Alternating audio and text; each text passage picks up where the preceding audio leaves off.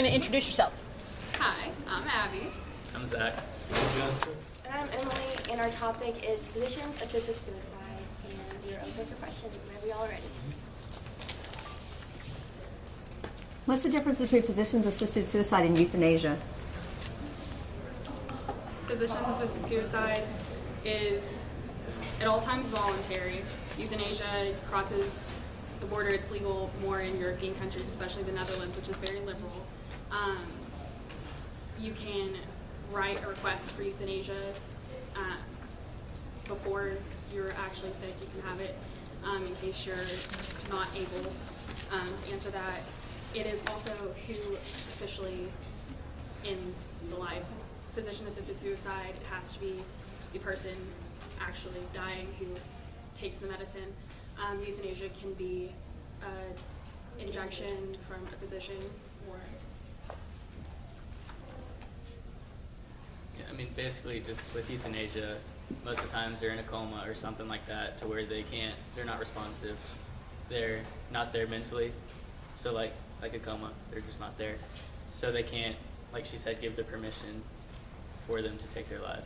So that's what euthanasia is. They don't actually give the permission. Sometimes, like she said, they do earlier in life, like they'll have it in their will or something, but they're not cognitively there to say that I'm okay with this. So is physician-assisted suicide legal? In some places, yes. In certain states. Which ones? Oregon, which was the first U.S. state, and we have Vermont, Montana, and Washington. California. Montana is by court ruling only, and all 5 are pushing more towards going with death with dignity over court ruling. And why is that? It seems to be the program that has caught on the biggest. It was advocated for by Brittany Maynard, which is one of the biggest advocates and most public examples of physician-assisted suicide. It has a very clear setup and requirements, or I guess eligibility. It has a very clear process, and so it's easier for the physicians and states to use.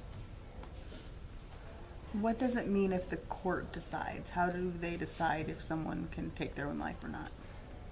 It's like based off of their rights to live, and so like you have that choice, that's your right to decide that, versus a popular vote of like the citizens voting for it. So it was in the court in the state. Has the Supreme Court spoken on physicians-assisted suicide? It's a state matter.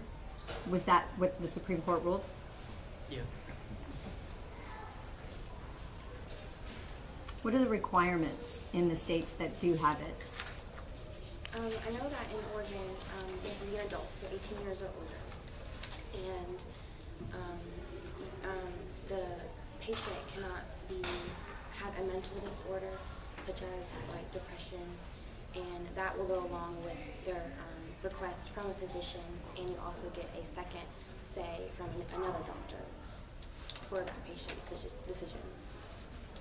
You have to be a citizen of the state that you're applying for the prescription in, and you also have to have 2 oral requests 15 days apart, a written request sometime after the first oral request, and after the doctor writes the prescription, you have to wait 48 hours to pick it up. Are there any restrictions on what your condition must be? 6 months or less to live terminal illness. Is it possible that somebody's been given a diagnosis of 6 months or less to live and they actually live longer? Yeah. Most physicians, when they say how long you have left to live, I read a couple physicians' standpoints on this, and they said we always give them an outcome of having probably more than they actually do. So physicians like to err on the side of caution and tell them they have a little bit longer to live, as bad as that sounds, so that they don't lose hope in the last days. It is possible, but there's a figure, I believe, 1 in 100,000, something along those lines, of people who have been diagnosed with a terminal illness and have less than 6 months actually recovered. So it's a really small amount of people, percent of people. And I That- think Go ahead, sorry. if, since it is just prescription, you can choose when to take it.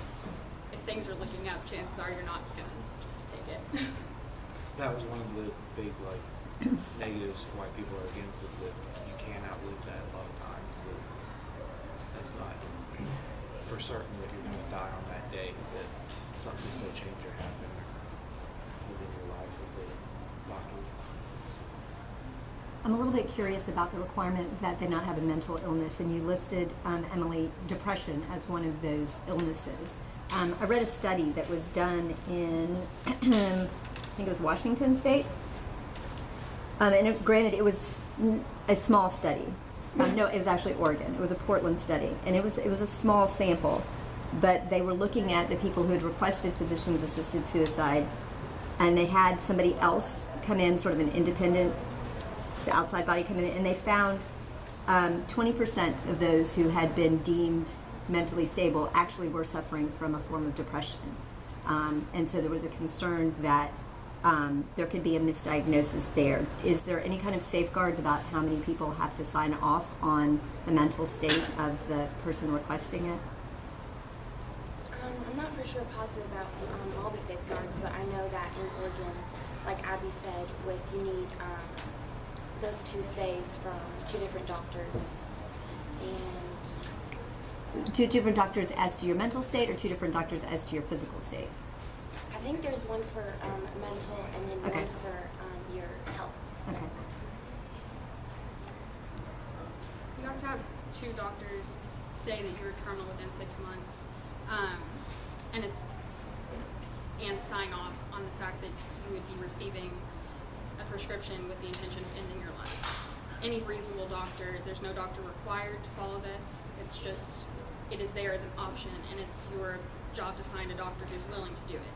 I think if there's a reasonable doubt of your mental stability and competence in requesting this, a reasonable doctor isn't going to say, sure, have the prescription. If that's in question, I believe that they would deny the request. So if it's a prescription, do they literally just write death pills, hand you the piece of paper, and what you go to the pharmacy, get them, go home, sit on the couch? Or does it you have to take them under doctor supervision?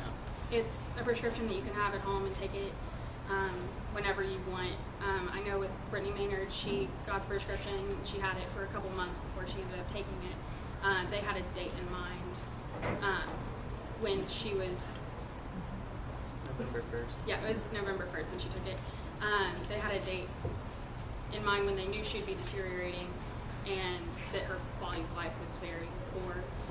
And in those final days, she was suffering really bad from seizures, she wasn't herself anymore. And so that was when they chose to take the pill. It's different with every family, I'm sure, every case, but it's your choice when to do it. And you don't just take like one thing. There's, I think the first one, you take the next one like 45 minutes after. Yeah, and then you have to take, I'm pretty sure one more dosage 30 minutes after. So it's not just like you take one and you're gone. You take it a couple different times. But there doesn't have to be a physician there. No, like the first So what one happens soothes if your something stomach. goes wrong? Well, Yeah, what is the progression of the pills? yeah, I'm just- What do they do? the first one I know soothes your stomach because, I mean, I guess. Because you're fixing to put poison in it? Yeah. So I mean, that's why the first one soothes your stomach. And It goes like a sleeping one, doesn't it? Like yeah, it goes. There's like a sleeping one that then will like put you in like a rest or a sleep, and then the other one will target like your heart and vitals to then end it. So is it possible that something goes wrong? And I think it's always a possibility. out of but 255 cases up till 2011 in Oregon, there was 241 deaths. So that means the rest did not die from it. Or they chose not to take the pill? No, they were people who took the pill. Oh, okay. So you Yeah, can so take the 14 pill and not actually die? 14 people didn't in Oregon what, of those 255. what happened then? I guess you just die of cancer from that point, or tumor, whatever you have. The Besides poison that- doesn't like mess you up, or there's no like I didn't drink it. adverse effect to. what I read didn't go into detail after that. It just said 241 out of 255 died after taking it. So I'm not sure what happened after they took it and didn't die. I would assume it wouldn't be fun, but I haven't done it. So can you tell us a little bit about the history? You said 250 people, and there's only 5 states where it's legal. It seems like a relatively new thing.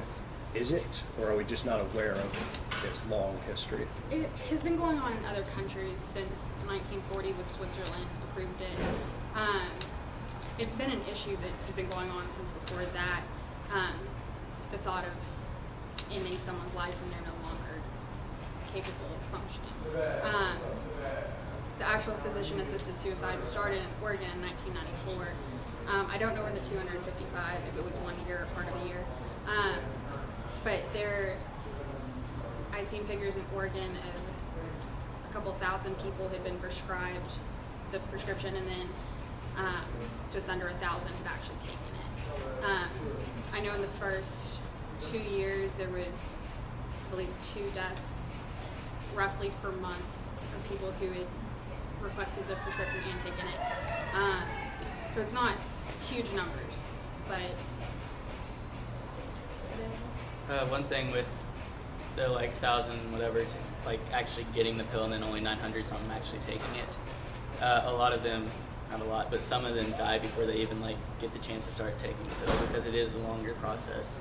You have to get the 2 referrals. You have to do the written. it's also viewed as a choice. A lot of people will have it as an option and choose not to take it. It's not binding once you have it. Yeah.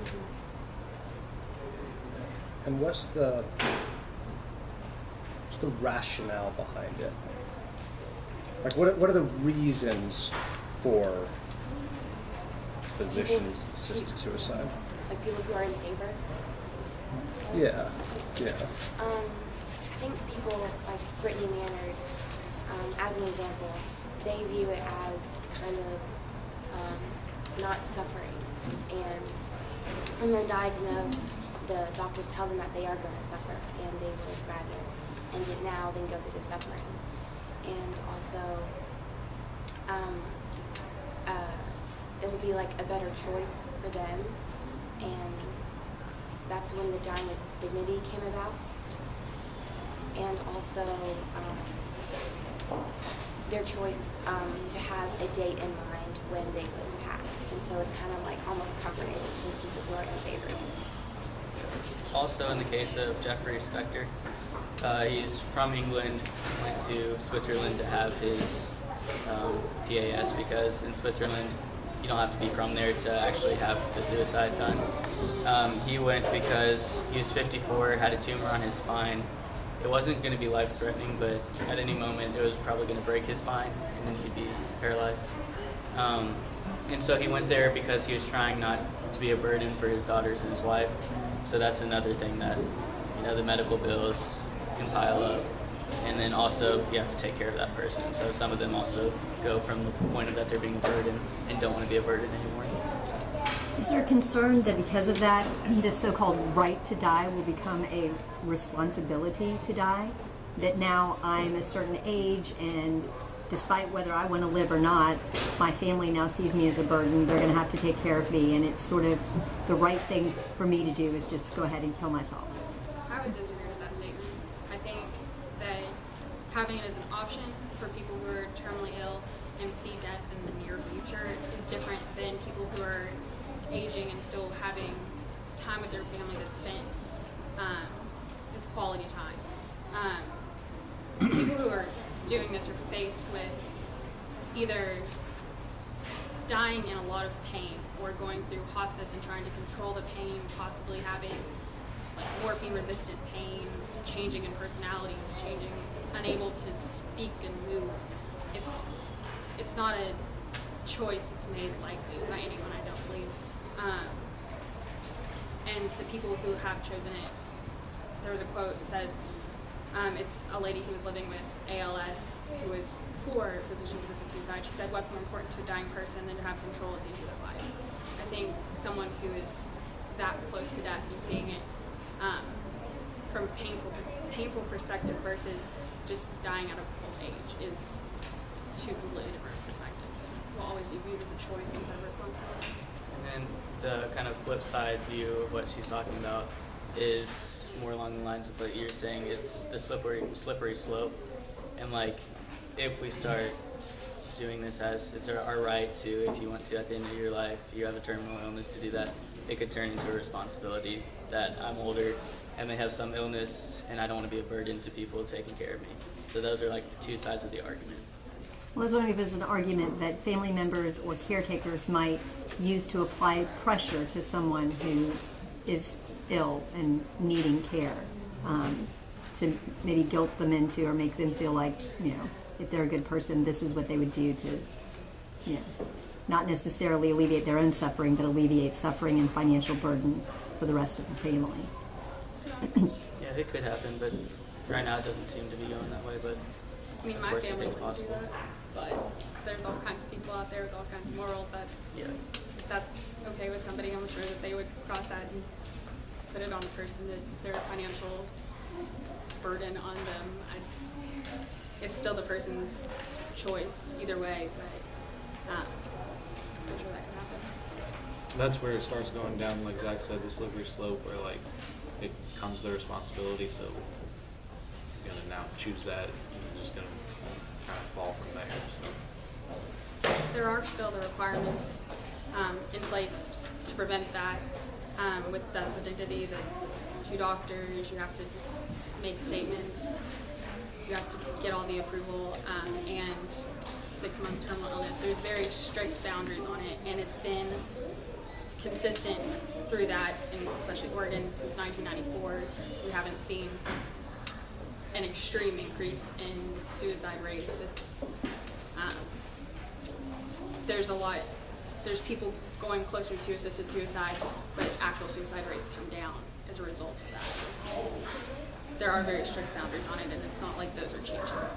So what really is the difference or the benefit to physician-assisted suicide? I mean, the physician, you go through all these hoops, the physician writes you a prescription for pills. How is that different or better than you saying, well, I have this terminal disease, I'm just going to OD? gives you a little bit more, like they call it, the dying with dignity, that like you're prescribed the drug by the doctor saying that like kind of hope is done with now, you're going to die no matter what. So it's a little better than like looking down, like he committed suicide, that's kind of looked down upon a little bit. So that kind of more of the honorable way to go out, I guess, that view's taken somewhere. Does this count as a suicide statistic? I think it just depends how you take the statistic. I'm sure you could do all suicides and it would be part of one, or you take suicides. Do you know, like, if that's official policy? Because you're mentioning suicide rates. Do you know if, like, Oregon counts this in that rate or not? I don't know. Do you know whether, like, insurance policies consider this something that they would cause them not to pay out? Many life insurance policies contain a provision that if the holder of the policy commits suicide, then the insurance doesn't pay. So you can't use that as a way to benefit your family. Do you know if that would impact the payout on those? According to Death with Dignity, it does not impact that. But then again, that is a website that's completely for it, so I don't know specifics on everyone, but I do know under their insurance tab, it says that it does not affect your insurance policy.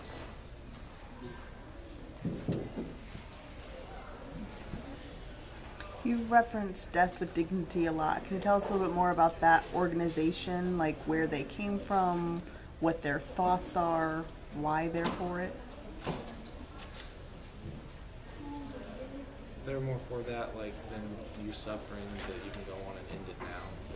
So that's just a different option. Instead of living it out, suffering, causing more pain for you and your family. It's just an easier option that they view it.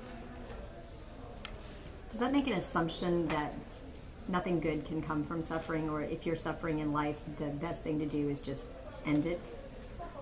In a way, yeah, it kind of takes that view, but then the opposite side of that would be that you still have 6 months or however long they